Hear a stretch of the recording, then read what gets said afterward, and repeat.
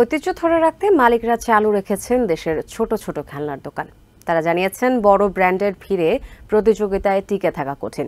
ছুটির মৌসুমে কেনাকাটায় বড় ব্র্যান্ড এবং অনলাইন স্টোরে কেনাকাটার পাশাপাশি ছোট খেলনার দোকানেও ভিড় করছে শিশুরা। বছরের এই সময় বিশ্বজুড়ে শিশুরা তাদের পছন্দের খেলনার তালিকা তৈরি করে এবং ছুটির দিনে শপিং মলে গিয়ে ঝুড়ি ভর্তি করে। শুধুমাত্র বড় ব্র্যান্ডের দোকান এবং অনলাইন শপিং স্টোর থেকেই নয়, তারা নিজেরা ছোটখাটো খেলনার দোকানে গিয়ে পছন্দের খেলনা কিনতে ভালোবাসে। টয় অ্যাসোসিয়েশনের তথ্য অনুসারে দেশে প্রতি বছর আনুমানিক $3 বিলিয়ন মূল্যের খেলনা বিক্রি হয়। নিউ ইয়র্ক সিটির ইস্ট ভিলেজের দ্য মার্চ হেয়ার স্থানীয় মালিকদের খেলনার দোকানগুলোর মধ্যে অন্যতম। কয়েক বছর আগে অ্যালানা এবং কারেন দোকানটি চালু করেন।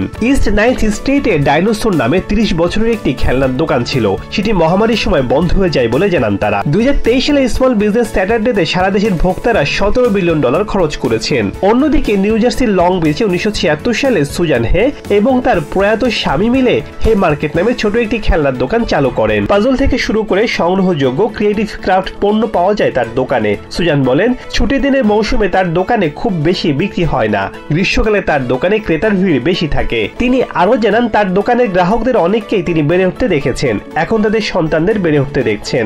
বর্তমান সময়ে বড় খেলনার দোকানগুলোর সাথে প্রতিযোগিতায় টিকে থাকা কঠিন বলে জানান সুজান। শেখ সাদি Marjan, TVN 24 news desk. New York থেকে সম্প্রচারিত টিভিএন 24 টেলিভিশন বিশ্বজুড়ে বাঙালির কণ্ঠস্বর।